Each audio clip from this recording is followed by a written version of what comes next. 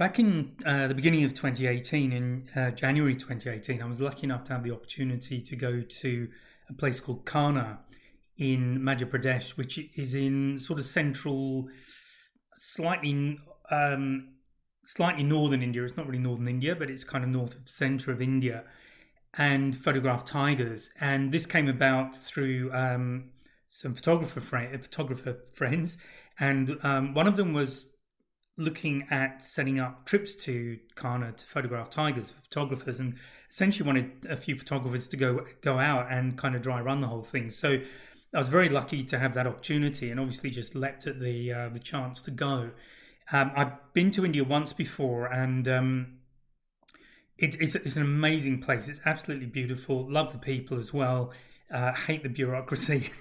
Getting in and out of the airport is generally an absolute nightmare, and I loathe all of that stuff. But the rest of it is fantastic. So Kanha is, first of all, an amazing place. And one of the things they've done, and there is a video, if you actually, I guess, Google it, so I think it's on YouTube, but if you look for Kanha Tiger Reserve or Kanha National Park, is actually what it's now known as, there is a video on there, and it talks about how the conservation methods they're using. Now, tigers are one of those animals that have been brought to the brink of extinction, and there are, I think, 9 subspecies, 3 of which are now extinct, and a couple of others are functionally extinct, as in there's no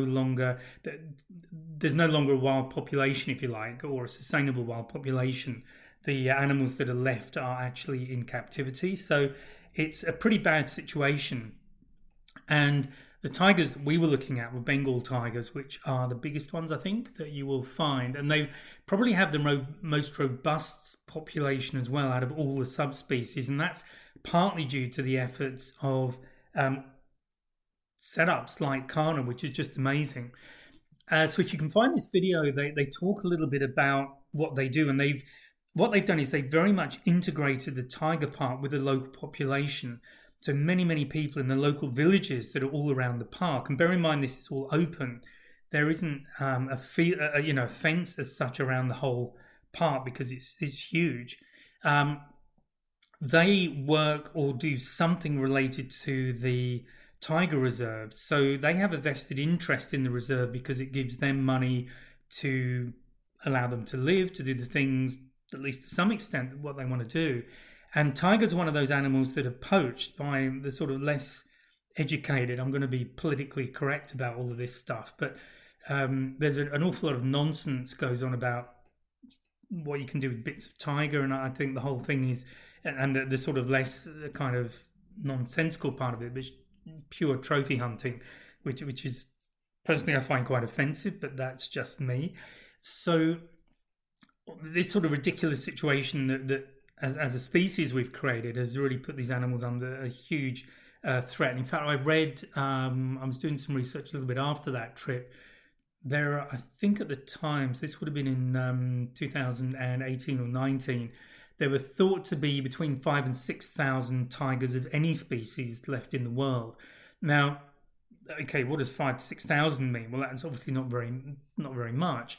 But you could fit them all inside a football stadium. That might help to visualize just what that number means. So as you can imagine, that's a really small number. And then numbers between that sort of time and the beginning of the 20th century, that's something like a reduction of around, I believe, 95% of what their numbers were back then, before we really got some oomph behind our expansion, as in human beings, and destruction of habitat, hunting, all of these things that were going on. It just ramped up to a ridiculous point. So Kanha really looks after the habitat. They really look after the tigers. And the people in the local villages are also involved in looking after. Some of them are employed as guides. Some of them are employed in the different hotels and lodges that are around there. There's all sort of work. So there's this massive focus on making the whole thing sustainable. But sustainable so that it doesn't cost the local people, because so I'm going to harp on a tiny bit about one of my things about conservation. It's very easy for us who aren't living with it to say, well, you should protect elephants and you should protect tigers or whatever it is. But we're not living with it, and we're not living with them day to day. And one of the things I have found by visiting these places is that Some animals are very destructive. Things like elephants are very destructive. Things like tigers will hunt domestic animals if they can't get what they would normally eat. And in fact, some farmers will put out poisoned meat to kill things like tigers and lions, to stop them predating on their own food source. So you got to have a realistic view of it and understand that the people who live with these animals are often in the kind of poorer groups. So often they're pretty much sustaining themselves and that's it.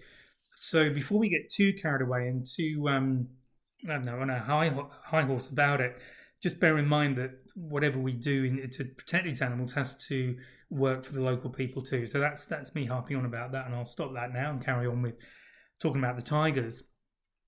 So just it's an idea of how you get to Kanha. It's so I flew into Mumbai, and then had to get an internal flight across to Nagpur.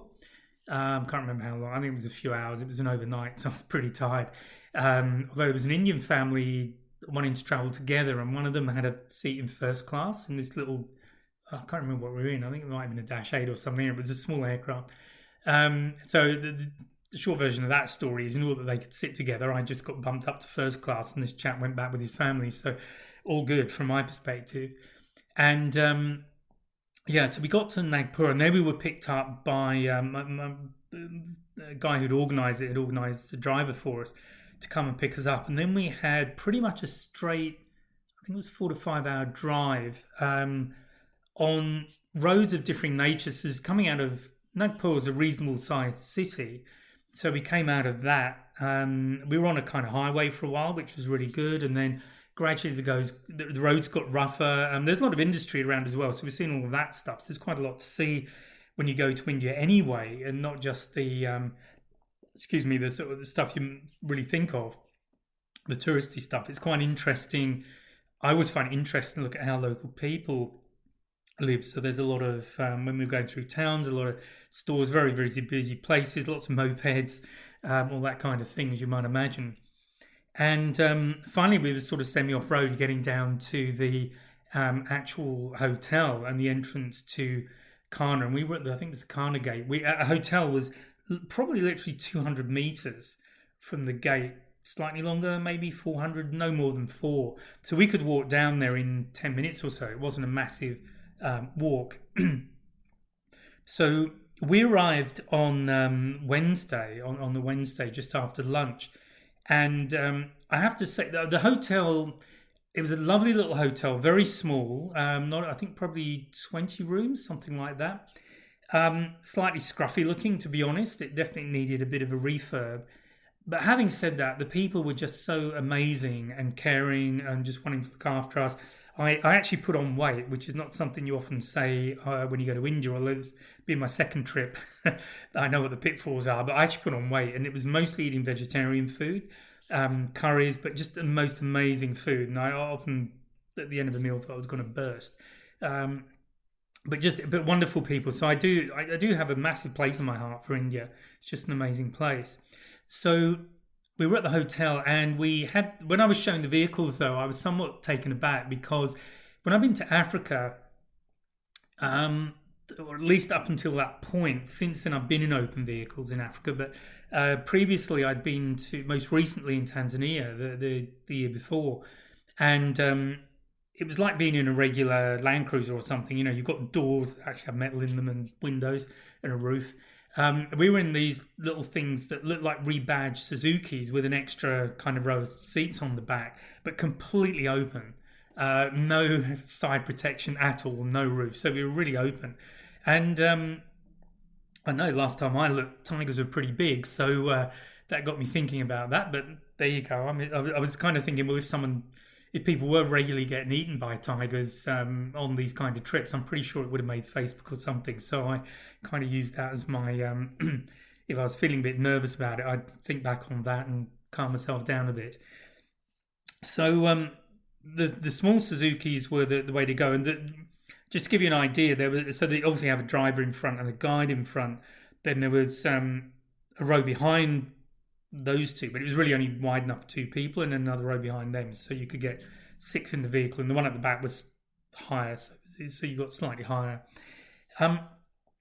So that was it. So the drill though, Kanha is used by a lot of people. There are lots of these reserves around. Now, the one piece of advice I would give you if you're going to go and look for tigers is don't go reserve hopping, because I know people who've done this. They're doing one of these tours around India, and they go to two or three different tiger reserves, but they're only there for a day or so at each one. Well, the first thing is you're not going to see tigers every trip, that's for sure. And it's quite possible that if you jump around like that, you're not going to see tigers at all. We did, I think it was 17 trips into the reserve in the sort of 10 days I was there. And we saw tigers, I'd say maybe on maybe nine of those trips. So we definitely had, reasonable proportion where we didn't see any tigers at all. And I think we did pretty well. Um, there are ways of knowing when tigers are about, but one way of knowing they're not about is when you see the elephants, which so the rangers use these Indian elephants, obviously, and they use them to sort of travel around the park and just keep an eye on what's going on. But tigers do not like elephants at all, and if there's an elephant in the area, the tiger is generally going to be some fair distance away. So if you spot an elephant, you can almost be guaranteed to not see a tiger. So, so our drill was to get up at 5 a.m. or thereabouts. We'd go down to the little restaurant area and get a hot drink and maybe something to get us started. But we take actually a little lunch or a sort of mid-morning snack, I guess, that we take with us. And the reason we were getting up early like that was that the guy who was organising it came with us. We actually had two vehicles, and he wanted to make sure we were right at the front of the queue for when the gates opened. I think it was 7 o'clock. So we would be up really early, just drive, literally 400 meters or whatever it was to the gate, and but be pretty much first in line, and then we'd be good to go. And the other thing, if you do go, to always remember is to take your passport or your registered ID, because you have to register a particular identification document to get entry to the park. That's checked on every entry. If you don't have your document with you, if you leave your passport in your hotel room, you're not going into the park until you go get it, or something else happens. So that was almost sort of written on the back of my hand to make sure whatever else happened, I had my passport with me. So that was sort of one of the tips, to just get to the front of the queue. And there's a good reason for that, because it would get pretty busy. And as soon as the gates were open and they're letting people through, you would then head off to one of the zones. And there were 3 or 4 zones in Kanha. So one of them was really next to the gate, and others you'd have to drive maybe half an hour, 40 minutes to get to where you were going to go. And you really wanted to be ahead of the group, because some vehicles would sort of stop every few hundred yards and look at something, or there might be these big buses, the sort of big tourist buses that I guess for the people who can't afford the smaller vehicles. But you really don't want to get stuck behind one of those things, because these are not massive tracks you're talking about. You've got to drive around. So that was the tip. And also they throw out quite a lot of dust. Now this was January. One of the people I was with said that it would be cold, so take lots of clothing. But I knew her from going whale watching, and she was always cold. So I sort of semi-ignored her, and I was absolutely freezing, I have to say. So in fact, on the first day, because they had marble on the floors in the hotel, which obviously brought the temperature down in the heat, but you can imagine in winter, it was absolutely freezing. So the first night I remember getting down to some sort of t-shirt and shorts that I was wearing in bed. Within 20 minutes, I was wearing all my clothes again to just try and get warm. But they did put heaters in the room for us. But it was pretty cold first thing, but you had these amazing cold, misty mornings as well. So they were, with the sun coming up. So that was a real bonus from a photography standpoint. How do you find tigers? Well, one of the reasons I say don't bounce around the different reserves if you're going to do that is that local guides kind of have an idea where they've been seen. So they'll generally know, but not always, as you can tell from my score, if you like. It was definitely not 100%. But you've got a better chance of finding them. Now, you may get that depending on the guide you get when you bounce around. But I know people who have done that, and the stories haven't been that great. So I would recommend trying to spend longer in one place, even if the hotel isn't as great or other things. Just put up with it and find a way to amuse yourself on your down hours, because you're really there to go and experience these amazing animals and get close to them. And we were lucky because on our very first morning, we actually saw one. in this sort of this field, this sort of open area of long grass. And we'd seen some of these large deer looking a bit skittish. And in fact, they will make an alarm call. It sounds like a bark, but that's one of the ways you know there's a lion about. But there was a lion kind of a lion, sorry about that, a tiger. It's in the wrong country. Oh, there are lions in India. There you go. There was a tiger in the long grass, and it was kind of working its way around and seeing what was there.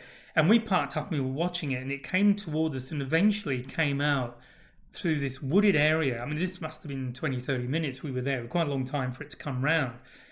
And walked right across the road in front of us. And in fact, right next to, I've got a photograph of it looking in this little open car, just the same as ours, at these, Indian chaps who were taking pictures. And I know if it was me, I would have been slightly stressed. But the tiger was just there. And they are very big. So, but very not interested in us at all. And later on, I got more confident I'd be doing the wrong thing and hanging out of the car to get a good shot, which you're really not supposed to do. But there you go. I'm not always the brightest person in the room. So there you go. So what else about the trip? The way we did it, we would get out, as I said, we'd be in the reserve at about 7. We would be out again by midday. So, and then there were closes. It was closed for lunch from midday till 2. So we would just go back to the hotel. We'd be pretty dusty, and that was one thing. And I was always keeping my camera under cover, either under a blanket. I hadn't got the aqua cover that I have now that I've used since then, but that was one of the reasons I got it, because it's very easy to get dust. It's very, very fine dust, and it will get everywhere. And I had that problem in Tanzania the previous year. So we get back. I'd get all of my pictures off my camera and onto my laptop, and also had a small hard drive, external hard drive that I used as backup as well. I'd sort of have a look through Photoshop. We'd have some lunch, which was absolutely lovely. There was a little swimming pool at the hotel, but far too cold for me to use. Although it was quite nice during the middle of the day. It was actually quite warm and got quite hot in the afternoon. Then we'd be back at the gate for 2 o'clock. So again, we'd leave early, and then be out again till 4 or 5 o'clock, and then we'd be out again.